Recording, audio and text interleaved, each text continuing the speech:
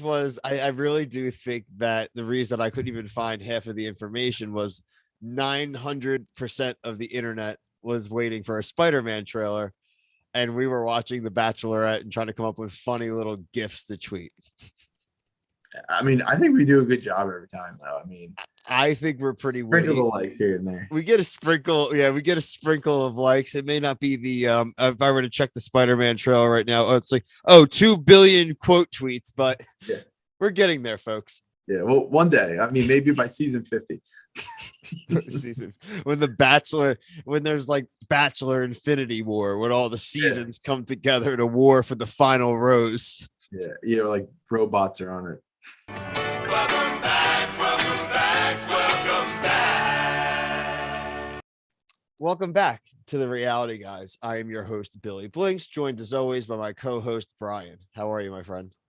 What's up, dude? Good to be back to reality. Yeah, it is. I mean, like I said, if you didn't get it from our little tease, we are back here to cover The Bachelorette season 18, episode 5. We are down at the beginning of the episode to the final 11. Just off the top here, overall, definitely better than last week. If you saw last week's episode, we definitely were not pretty pleased with the overall direction of that episode and where it seemed the season was going. With them moving to Minnesota this week, it did seem like some things picked up. The quality picked up a little bit, Bri, but with the quality picking up, it also was a little boring. Very boring, but I think this is if we want to, we support love, and I think like this is kind of the stuff. If we really are going to believe that these people are going to find a relationship, it's good to see like her roots, and then these guys can actually like learn a little more about her instead of like living in like solitude on a ranch. No, I just think you said it was boring, but I think we learned a little bit more about her and things like that. I think it's good for the love aspect of the show. we were 2 out of 3 in our consensus. 2 out of the 3 dates were actual dates that had some way to develop a relationship. They happened to be the one-on-one dates, and also with 2 guys, Nayte and Joe, who have been front runners since the beginning. We'll just touch on it now. It wouldn't be an episode of The Bachelorette without a few things that did pop up this week. Like I said, a really crappy group date that made no sense and was really boring. And there was a private concert again. Even on the streets of Minnesota, Brian, the little piano guy on the corner, I had in my notes, this episode's really great. No private concert. And then we got a private concert. Can you just, what is the deal, man, with these Hopefully concerts? they tip that guy. They definitely didn't tip the guy. Also, I know we're jumping ahead, but where the hell was everyone in the streets? It's supposed to be downtown Minneapolis. Where the hell is everybody? Well, I will say I've been there, and I kind of like when the people weren't walking around. When I was there, no one walks around at night. It's like they just disappeared like hobbits into the ground. So that to me, I wasn't that blown away by that. Like the time I went there, I actually went to the Vikings stadium, which they did. So like I kind of vibed with this episode a little bit, but there's nobody on the streets, Bill. Like it's not uncommon for. I don't know if I trust like a horror movie. Yeah, it literally looked like The Walking Dead. They literally come out of the ground to go to a Vikings game, and then they go back into the ground and they wait a week, and then they come back out of the ground. There's like tunnels and shit you can like go under, and like I have heard of that because it's too cold to walk around. So windy, they need tunnels and freezing. All right, so not only were there no one on the streets, I do have another question for our listeners from Minnesota.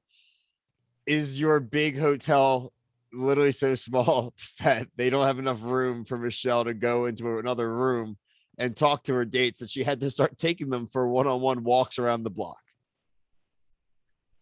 I can't comment on that.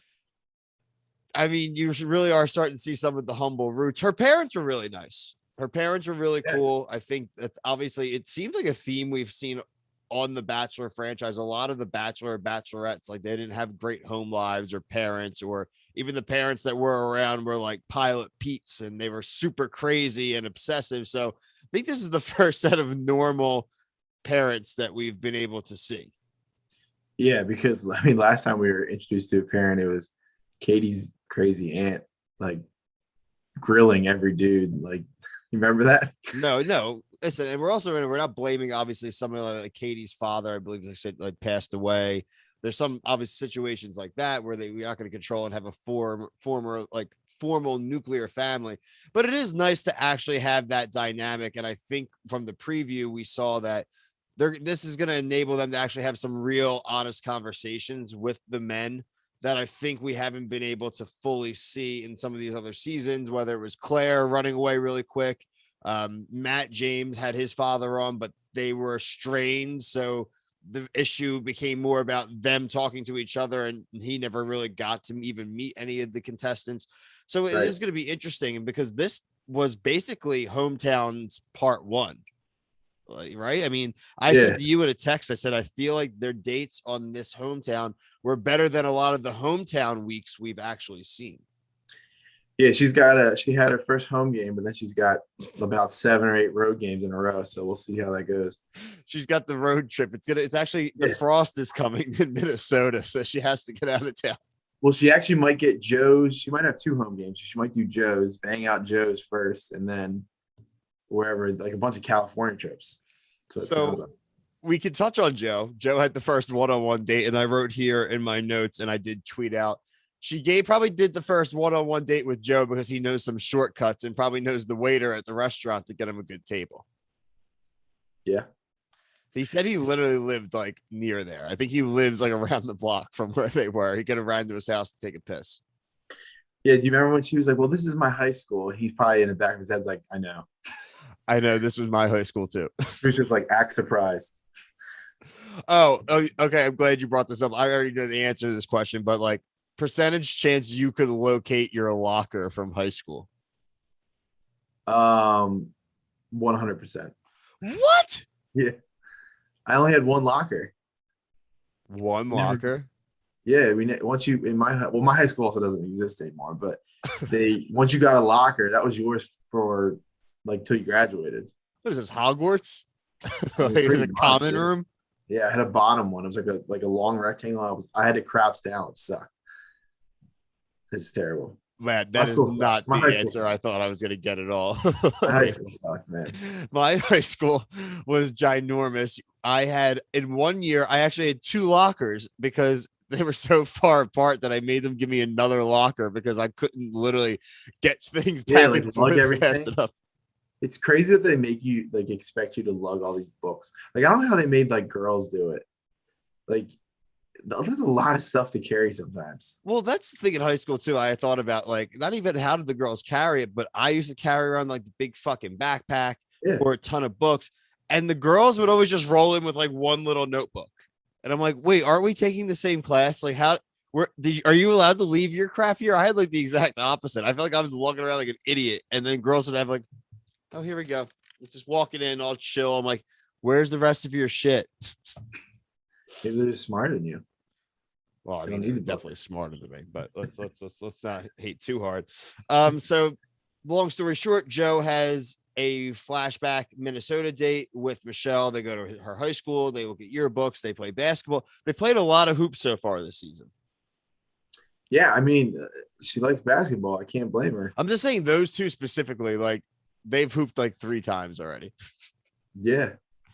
She can shoot, man. I know that's like home base for her. She probably knows the spots on the court, but she was dropping some through balls. We also did get a little bit more of Joe's backstory, and it makes a lot of sense. Obviously, he was Mr. Basketball in Minnesota. They said he played for University of Minnesota.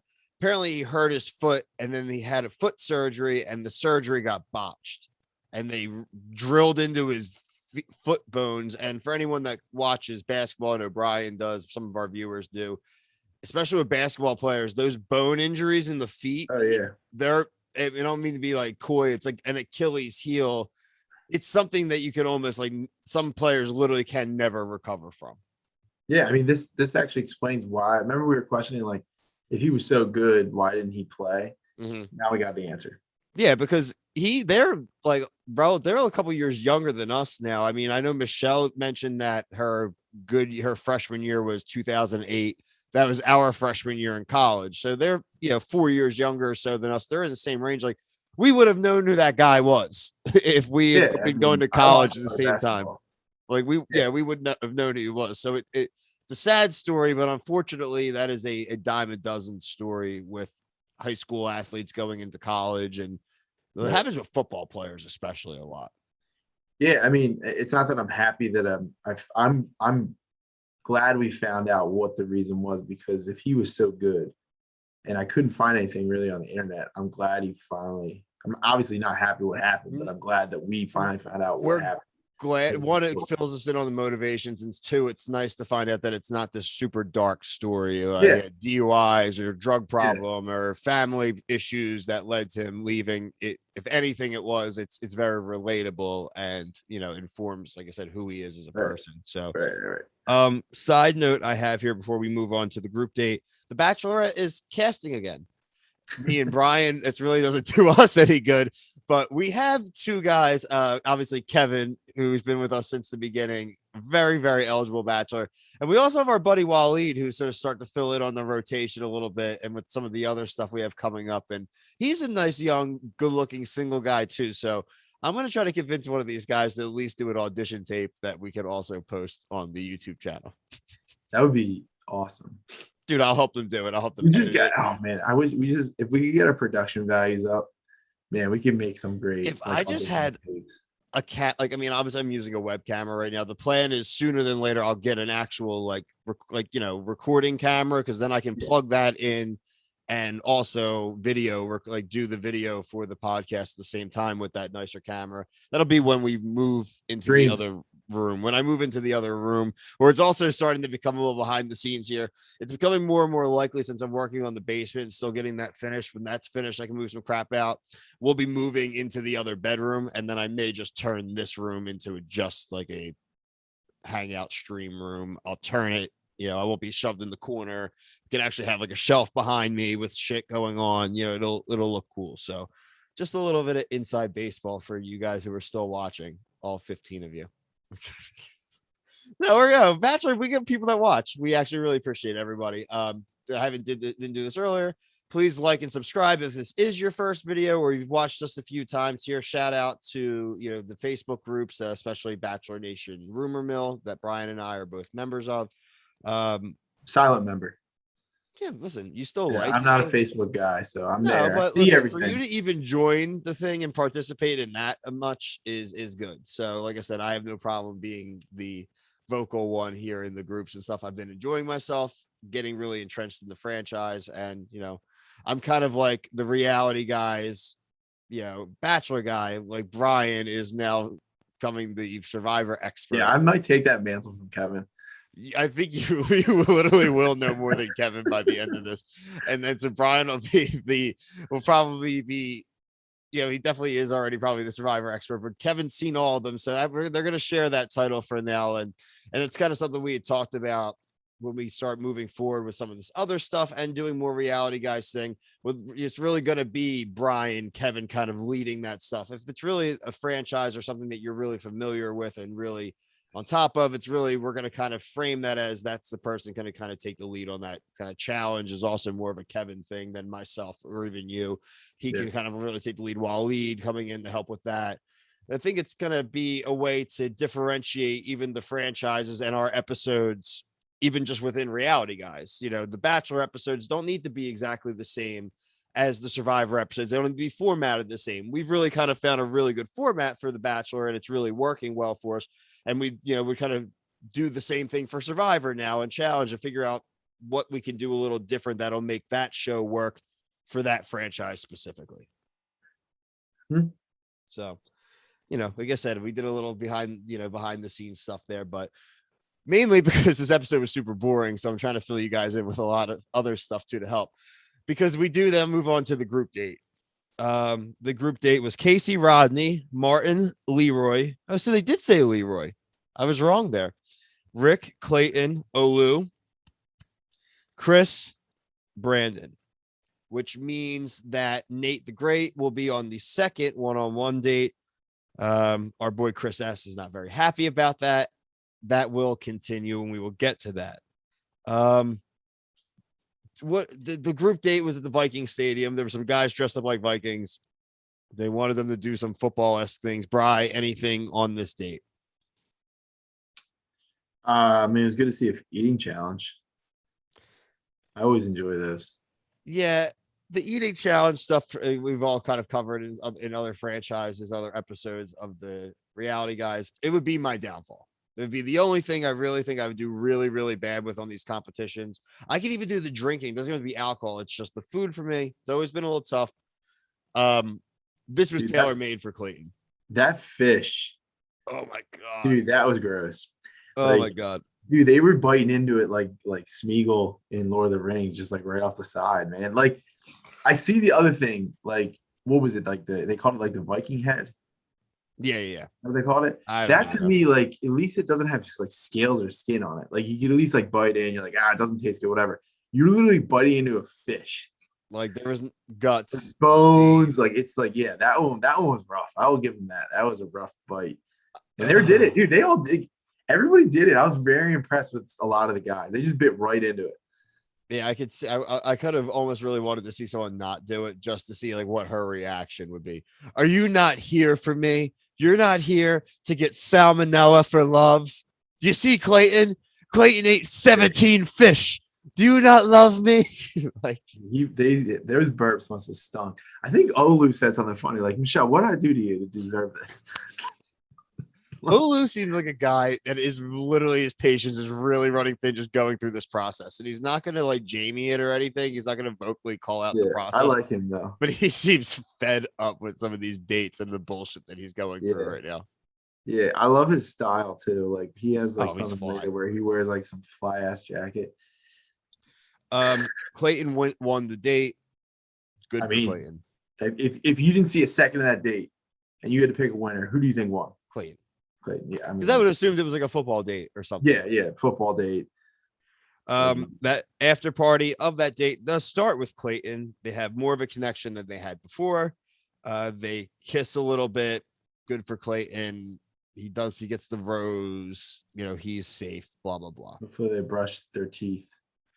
We did get our first bit of Chris S confrontation when Olu did make that little snide joke about how he was the one wearing the donkey outfit. He goes, there's a reason you're wearing a donkey. And he said, after your stunt you pulled last week. So I do like that these guys aren't letting him off the hook because he started unnecessary BS.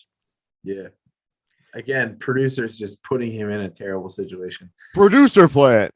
Yeah. I mean, of all the people, he gets the worst costume. Really shocking. Brian, they set all this up before, obviously. Yeah. Like, you know, this was just a coincidence. Yeah. I mean, but just like, how does no one see that? Chris S is off on his own talking to himself. He's very upset that Nayte is going to get this date. He's having like inner monologues out loud though. And I love the some of the videography happening on this. They had the reflection of him in the glass kind of talking to himself, like making him look like Two-Face or like another Lord of the Rings Smeagol reference where he's like talking to himself in the mirror. Yo, I got a real like Green Goblin vibe from Spider-Man. Remember when that's exactly what I'm getting at. That actor. What's the actor who does it? Yeah, and he's like, "Oh, well, I'm a good guy." And he's like, "You're kill Peter." Well, you know, I really think I did well on that group date. Nayte is an asshole. Right. You show him who's got it wrapped up. Exactly. That's literally ties in well with the Spider-Man drop too. We are so topical on this show. Timestamp. All right, so Nayte's one-on-one date is another good date. It's a boat date, but it turns out to not be a one-on-one. Two of Michelle's best friends come on the date. That's a great opportunity for a guy to fucking make some really good headway with the friends. If the friends like you, that's buying you a few weeks at least. Yeah, for sure. These final four. He got to fully, clearly explain the Chris S situation too, and just told the story exactly how it was. He didn't change any of his story. He told exactly how it was, and that was pretty much a bow wrapped on it. Or so we thought. Somehow, I'm just gonna jump right to it. Chris S got access to Uber. He was able to somehow, because he was really fed up and the other guys were kind of peddling him and pushing on him a little bit and saying that he's starting crap. And he said, you know what? I've just had enough of this. I'm going to get an Uber and I'm going to that one-on-one date. He does. He goes and he interrupts the one-on-one date, Bri. The reasons he gives. He tells her that he felt played by the situation. And he says word for word, I warned you. Yeah. I thought in that moment he might have was gonna kill her. Yeah. Like, I gave you a chance at love. Yeah, he's Bang. like dancing off the roof. Like, All right, man. Like, Like, what this is too did he- dramatic. percentage chances in his head that he thought that somehow he's gonna like walk out of that situation with a rose, or even walk out of that situation not eliminated. 100%. He thought. He's a delusional son of a bitch, dude. I mean, here's the thing. I don't really know what, like, how. There's so much stuff that happened in this episode where it's like, there's no way this could happen in real life. No. So, like, him going up there and just like sitting down, like, and he's just like, well, I told you. And it's like, she's like, well, you need to go. Well, you're a fucking creep, dude. Get out of here. Bye. Right. And like he didn't really have that crazy of a confessional at the end. I think he was He's gonna shook. be on Paradise. He's locked in. Oh for my Paradise. god, he would be so. He's He locked has to in. be on Paradise. He's locked in. Locked in. 100%. Could you imagine him with G.I. Joe though? He'd have no shot. Yeah. That's He'd be lift out. book that. That's when we get to the end of the season, we'll have to go over who we think is a BIP lock. But I'm saying it right now. I think he's a lock. Remember, what about him and what's that guy Andrew fighting each other? Who's the friends with James? Aaron. Aaron. Oh, him and Aaron. God, they would form like the Legion of super villains or something to try to team up. So obviously, like we've alluded to, Chris S is eliminated. She made a great call there. I'm glad it did not drag out. In turn, Nayte does get the group date. I mean, the one-on-one rose. She said that she's never felt chemistry with him. Like, it's the best chemistry she's ever had with a person. So it's a pretty big sign for Nayte there. We talk about the cocktail party a little bit. I mentioned that the hotel is too small for them to go into separate rooms. They probably were double booked because no one's out in the streets, so they have to all be in hotel rooms. So they go for a walk around the block, and that's where we see the homeless man with the piano who gives them a private concert. Give that guy a jacket, man. He must be cold. Also, Is it not cold there? What? No one wore a jacket. I mean, I'm imagining that was like a preseason baseball game because it didn't look like anybody was there. But Yeah, there's no one there. I don't know. But is Chris? Oh, is it Chris the guy we say has weird eyes? Oh no, that would be Rick. Rick. Pretty Ricky. He finally made a comment about his eyes. I know. You remember? And that made me laugh out loud. Because he's got the pretty Ricky eyes. We've been He's saying like, that. model for me. He like walks like a penguin down the thing. And he turns around. He's like, whoa, your eyes. Holy crap, they're scary. What are those? Yeah, what are those? Yeah, so the only really other notable thing from the cocktail party was Martin almost getting himself eliminated for telling Michelle that he likes her a lot because she's not high maintenance like the girls in Miami.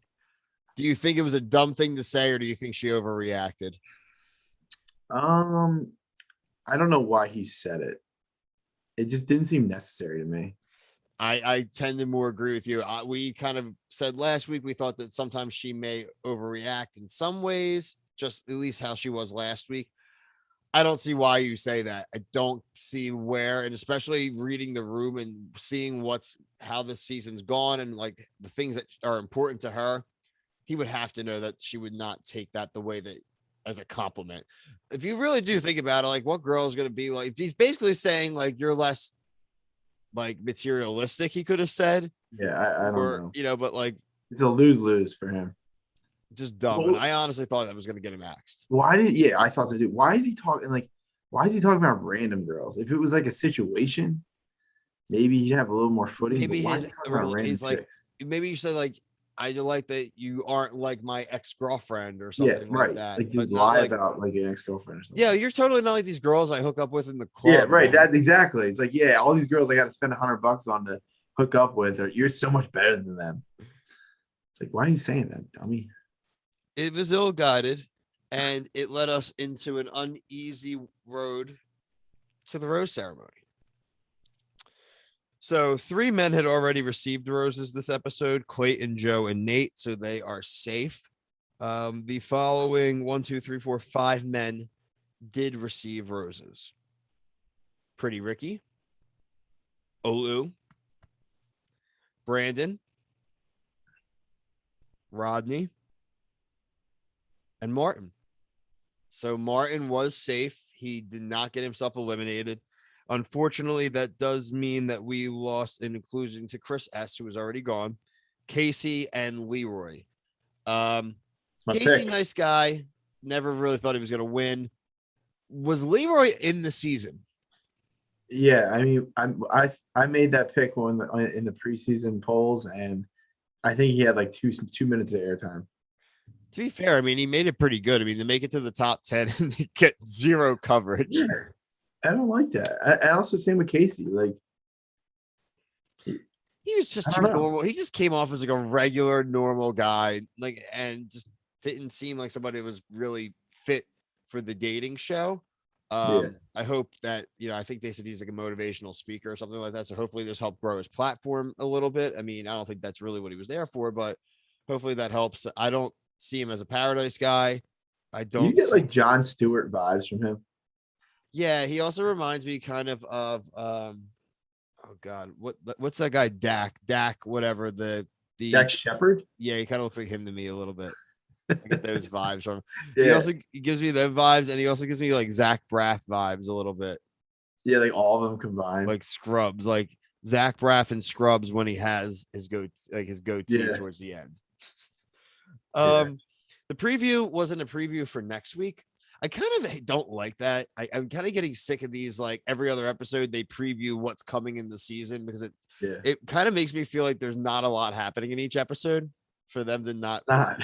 get not. on their ship. But I'm just like, Yeah, it's not giving me confidence for the rest of the season that no. they've showed like a lot of the traveling and stuff. And I think they're still going to be in Minnesota again for a week because it definitely showed her crying out in the Minnesota street again. I did see the same street corner, so we're not out of Minnesota yet. I guess looking forward, I don't see that where the drama is going to come. They showed a lot of people crying, but I don't. Who do you think they're accusing the actor? Is that Nayte? Yeah, I think it's a lot of like because I thought that Brandon was the one crashing this date, so honestly, it could be anybody. I think you're right. I think that was a little bit of an editing trick. I don't think like Clayton was accusing Nayte. It just would seem Just a they little happen to be weird. in the same room, facing like they're having a conversation. The way they're Who sitting down. left would be an actor? Martin, maybe. I thought, yeah, Martin is a good one. Maybe Ricky because of like the modeling thing. He's a terrible actor. Then Maybe a terrible actor. All we're right, good. well, I guess it can't be Joe. I don't know, man. I don't know. listen. Overall, this was an improvement this week. Yeah, can I just say something real quick? Yeah. You hate the previews for the seasons. I hate the preview of the episode before we start watching it. I hate that even more. Oh, I do. Oh, so that's a pro tip. I don't watch those. No, I don't watch it either. But why is it? Why are they still doing it? We're watching the show. They do that. Well, this show, they're notorious for literally showing the hate entire it. episode. That's also like a thing that was like a very Jersey Shore, MTV, Floribama Shore type of thing where you're showing like how the next episode is going to end. Like that's a classic trope too of reality TV that Yeah, I don't like. know. I just don't like it. Bachelor. This is the only show I watch that they do that, where they preview what's going to happen the episode that you're currently watching. Yeah, I don't know like what That's like annoying. why you'd want that. It's a really good point. We'll bring that up again early next week too, because I think later in the episode we have less people to see the end, but I want to bring that point up. So definitely when we start next week, bring that up. I definitely want to discuss that again. Hopefully have Kevin or Waleed's thoughts. I'm going to reach out to Kristen too. I'm going to get Kristen we gotta on get for her the back. end of the season. And we're working on a few other things, guys. So Remember, please like and subscribe to Reality Guys. We will be back tomorrow with Survivor 41. This is week 9 of Survivor 41. And then we will have challenge coverage this week. Myself and Brian are both caught up now on all the challenge episodes. So by the time there is a new episode Wednesday, Thursday, we will record an episode. We may do both challenge episodes just on the same, challenge all stars and challenge lies, spies, and allies. Probably combine them. Yeah, probably. Part 1, part 2. But for myself, Brian, Kevin, peace.